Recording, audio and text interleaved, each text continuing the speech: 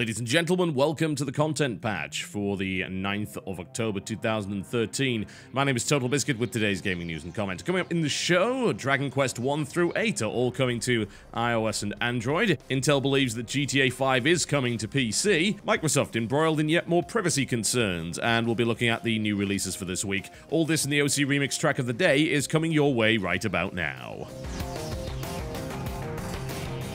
Square Enix likes money, as we're well aware, and they intend to make more of it by porting Dragon Quest 1 through 8 to iOS and Android. The original version of the game was, of course, for the NES, released in 1986, and Dragon Quest 8, in fact, came out in 2006 for the PlayStation 2, so it has certainly straddled a number of different platforms. Whatever the case, they will be making their way to iOS and Android devices, with the first game making its way over sometime in the winter in Japan.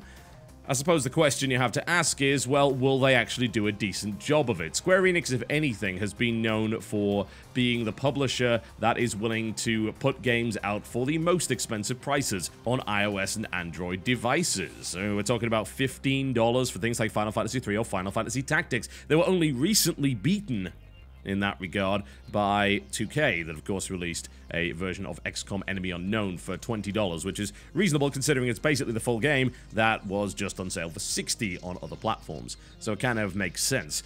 But we are talking about a market that not only is particularly hostile to those kind of price points, but is also completely sick of Square Enix's nonsense and is perhaps not so willing to play a 100-hour RPG on a touch device. Looking at some screenshots that were posted over at Touch Arcade, Dragon Quest 8 is looking pretty good for the most part. It's actually surprisingly impressive considering the graphic style of the original game on the PlayStation 2 was one of the best that we actually saw on that console. It seems like they've been able to do a decent job of it, although it does certainly look a little weaker on the texture side of things, and hopefully they're able to polish that up there. In the screenshots, it reveals that the navigation will be done via an 8-segmented touch stick thingy. It's probably the best way that I can describe it, which is not the most enjoyable way of dealing with that kind of stuff, but for those who haven't played Dragon Quest VIII, the battle style is very much traditional JRPG, which is reasonably easy to handle with a touchscreen if done properly.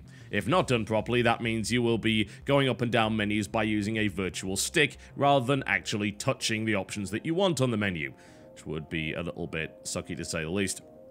The problem I think people have got with Square Enix when it comes to mobile is recent releases such as Final Fantasy All the Bravest, which was basically barely even a game and designed to exploit nostalgia in favor of ludicrous microtransactions, and that would certainly not be the only game that they have done that on. They actually published a game called Demon's Score, which is by Inus. Those are the guys that did Elite Beat Agents, which was one of the best early DS games. So good. And that game costs $7, which sounds reasonable until you realize that the rest of the songs for it to actually play the complete game cost an additional $37 on top of that in the form of in-app purchases. Worse still, the Japanese version of the game actually came with that content as standard, meaning that US gamers ended up paying way more for the title. So you can understand why people might be a little bit cagey about this stuff. I suppose the debate really is, one, is it okay to pay that much money for a mobile game? And secondly, is it okay to pay that much money for a game that is pretty damn old? I mean, we're talking about 1987. Yeah? That game came out 3 years after I was born. It's 26 years old now. It's got to the point where I really do feel a bit loath paying for that kind of stuff. I'm not the sort of person that believes emulators, for instance, are destroying publishers or anything along those lines. They're a good way to preserve our heritage, and if you offer me a good way of buying a classic game with some updates, I will definitely do it. But I used to emulate all the time, I'm going to be honest. I used to download emulators and ROMs constantly. I don't really do it anymore because I just don't see the need. I've got plenty of PC games I could play, but back then I certainly didn't see the problem in doing it. And if I'm looking at something like Dragon Quest, the original Dragon Quest, aka Dragon Warrior, and Square Enix turns around and says to me, well, here's a version for $15, and no, we really didn't do anything with it, you're gonna find me laughing at you, and I think a lot of people will as well. They just generally don't have too much of a moral issue with playing games that are that bloody old and not actually paying for the privilege of doing so.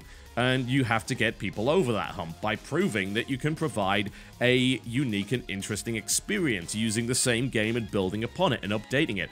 And looking at stuff like Final Fantasy Tactics, which ran dreadfully on iOS, I just don't see that happening. Is it okay to charge that much money for an iOS game? Yeah, I mean, I think it is, and I think it's good that we're breaking out of the idea that it's not, because no, not every game can be sold for 99 cents, and considering the market is massively oversaturated on iOS and Android, if you keep doing that, you're probably not going to be able to make a decent living. Yes, I would say that most games are worth more than that, and something like Dragon Quest VIII is definitely worth more than 99 cents. Would I pay $15 for Dragon Quest VIII? Probably, yes. But then again, it was one of the only JRPGs that I actually beat completely and spent over 100 hours doing so, and it was absolutely fantastic. Would I do it for Dragon Quest I? Hell no. We'll see what kind of pricing models they decide to put into place as these games start to make their way over to iOS and Android over the course of the next few months. Speaking of PC Gamer, the director of marketing for Intel's premium notebooks, that being Chris R. Silver, stated that exclusivity was unlikely to last for very long for GTA 5. He also believes that somebody paid a lot of money to make sure that title was exclusive. And remind us that that's what happens when you have a brand new launch with two companies that have lots of money trying to make sure they have content. He went on to say that the PC ecosystem continues to grow, and if you look at the amount of revenue that's generated by PC gaming, it's in the tens of billions of dollars each year. It's incredibly diverse and rich, and that is its greatest strength. Now, there's been a lot of evidence coming out that suggests that there will be a PC version of it, various leaked lists as well as references in the code to PC platform and builds and DirectX and so on and so forth, but as it stands, there is still no announcement for it whatsoever. Nvidia's leak of the announcement was then swiftly denied, and we still don't know whether or not that was just a slip of the tongue or whether there was more to it. This, of course, comes on the back of the show that I did on Monday talking about the idea of console exclusivity and the fact that even those working within the industry do not necessarily believe it is a good thing. I'm quite surprised that the console manufacturers would pay, assuming that that's true, in order to keep the game console exclusive for a while. I can understand 360 exclusive or PlayStation 3 exclusive, but I guess nobody really has enough money to make that happen. And when you look at the amount of revenue that GTA 5 has actually generated, Sony or Microsoft could probably afford to do it, but it's absurd and suicidal for them to do so, not to mention the fact that it would raise unholy ire within the gaming scene.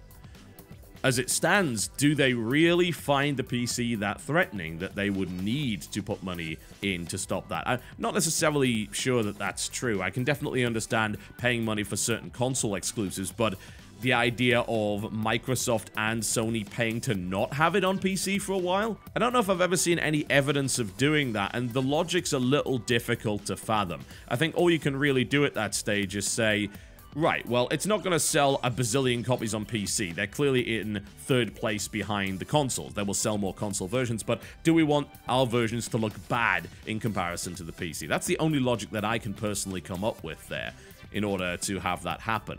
And then, of course, you also have the follow-up, which I've speculated on before, this idea that you're also tapping into the PC market that just can't wait, yeah? And they're perhaps willing to buy it twice. I mean, I still believe that's perhaps one of the bigger reasons behind companies delaying PC versions, because they know that some PC gamers will just cave, buy it on console, and then buy it again on PC. I don't necessarily think the amount of PC copies that would have been sold would have been enough to significantly detract from the amount of royalties that Sony and Microsoft are able to take from selling those versions on their machines.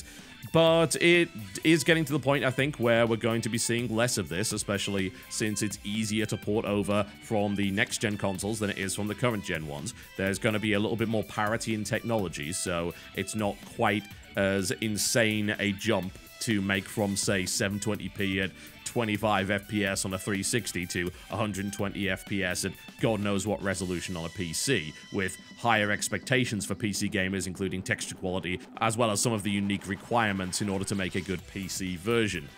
But yeah, I mean, it's probably coming, let's be honest. It seems very unlikely they'd keep GTA 5 on that machine. It also seems very unlikely they'd keep it on 360 and PlayStation 3.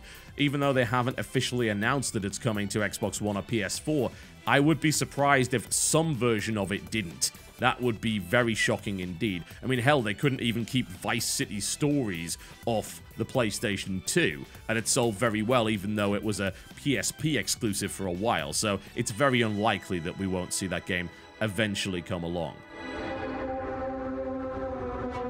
Microsoft has again found themselves in hot water when it comes to user privacy following a report by the trade publication Advertising Age, which was based on a speech given by the corporate VP of Marketing and Strategy for Microsoft, who goes by the name of Yusuf Mehdi. Be warned, there are buzzwords ahead. Mehdi is quoted as saying, "We are trying to bridge some of the world between online and offline, and there's a little bit of a holy grail in terms of how you understand the consumer in that 360 degrees of their life." Vomits. We have a pretty unique position at Microsoft because of what we do with digital, as well as more and more with television because of Xbox. It's early days, but we're starting to put that together in a more unifying way, and hopefully at some point we can start to offer that to advertisers broadly. This was followed up by an unnamed marketer also speaking to Advertising Age that says the Xbox One and Kinect will deliver unprecedented information about how people engage with television advertising. Microsoft has been swift to deny the report and is seeking a correction. A statement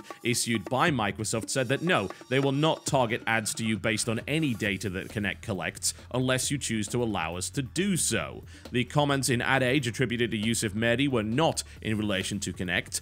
"We have a long-standing commitment to your privacy," so says Microsoft, "and will not target ads to you based on any data the Kinect collects unless you allow it to do so, and will have a clear explanation of what is collected and how it will be used. Importantly, we will not collect your personal information to share or sell to third parties, and you are in full control of what personal data is shared." Unfortunately, I have to say it's a little hard to take them seriously on this, considering they were involved in the Prism and NSA scandals, so their respect for privacy evidently does not extend that far.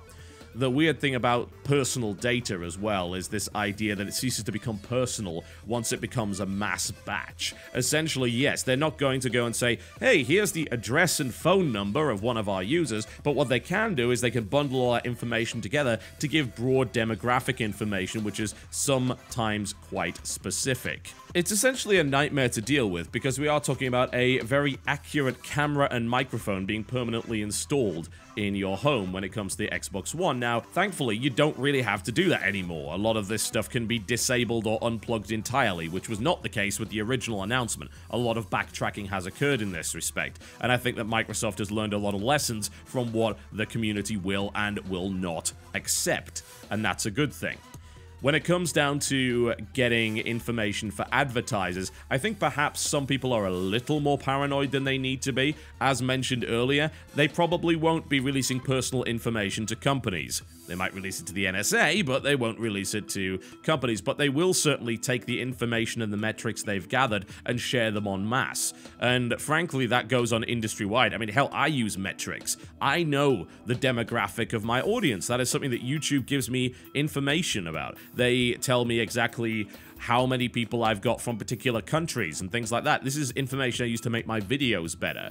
Obviously, I don't know where you live, you specifically, but I know an awful lot of info, and that's the kind of info that they will probably share, and perhaps they will be able to do so to a greater degree. I think there's some value to be had in it, and I don't feel that users should be that protective about that as long as they can opt out of it, yeah? They shouldn't have to give that information. But if you think about it, there's some really useful applications. The idea of knowing exactly how many people, estimated what age, watch, say, Breaking Bad on Netflix, or how long they do so, in what environment, when they watch it. There's a lot of useful information that could be gathered from that, which could end up being very beneficial in the long run. Bear in mind that yes, a lot of this information is gathered to make extra money, but a lot of the time that's also designed with the convenience of the user as their selling point. Not always, and when it isn't the case, then it becomes a problem, but that information is useful in making things better, and flailing around in the dark even for a YouTuber is a difficult thing to do, and trial and error is not particularly useful. With all of that said, it's blindingly obvious that Microsoft has a pretty serious messaging problem going on, and it dug its own grave. It is not the user's fault. It is not the consumer's fault that they misunderstood. No, this is based on information that Microsoft has put out there. And it's not just now, it's when they released the information on the Xbox One in the first place. that was when they started with the problems. Their messaging has been diabolically bad, and they have been making anti-consumer decisions. And yes, thankfully, they have gone back on a lot of them, and that's good. I definitely feel less awful about picking up an Xbox One now, but frankly, it is their fault that it occurred in the first place. Especially when you consider the recent scandal involving them and the NSA, users are right to ask. Users are right to wonder exactly what it is that Microsoft is gathering and who they're giving it to. And finally, let's round up the releases for this week. Perhaps the biggest release this week has got to be Beyond Two Souls, which is, of course, the new David Cage game. He brought you Heavy Rain and Fahrenheit. This is a PlayStation 3 exclusive, and it was released yesterday. And honestly, it's getting some mixed reviews. Heavy Rain did significantly better on the critical aspect of things, at least early on, but there has been some notable criticism on this particular title, including from Jim Sterling, who gave it a fairly average score and described many problems that the game actually had.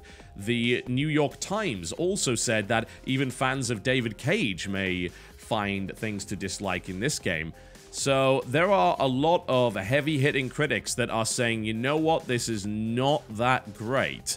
Now, I personally will pick it up because I did play Heavy Rain to completion and I enjoyed it for what it was, which was mostly kind of a narrative QTE game, but it did so in a very tense way. I felt that the game actually conveyed the tension and the desperation of the situation better than most, even if it did it with QuickTime events. But this is certainly a little bit worrying. It may very well end up being something that divides a lot of people. I mean, a lot of David Cage stuff does that, but I will see. I'll let you know over the next couple of days what my opinion happens to be on that. There will not be a video, of course, because this is not a console gaming channel, but I'll certainly mention it on the podcast.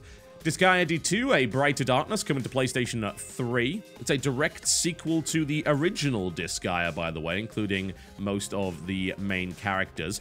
It's fairly similar to the previous Disgaea games, nothing massively unusual about it. Disgaea has certainly been an iterative series, as far as I'm concerned, and a lot of people seem to like it that way, but I'll be honest, with Disgaea, I did find the combat just a little bit too grindy for my tastes. There is a lot of legit grinding in that game, and that is unfortunate, because I do like the tactical battles, and I feel that it's got a lot of interesting and cool mechanics, but they didn't keep me interested for long enough because of the sheer amount of nonsense that you had to go through in that game in order to get anywhere. That certainly did get better over the course of the sequels, but if you lack patience, Disgaea is certainly not the game for you. Gas Guzzlers Extreme, coming out for PC. It's for the most part a combat racing game. I played the original, I didn't play the Extreme version. I don't really know what the difference between the two actually is, but I was not impressed all that much by the original game, unfortunately. I like combat racing, but I found that game to be particularly average. I'm hoping the Extreme version is significantly better, and I will certainly give it a try.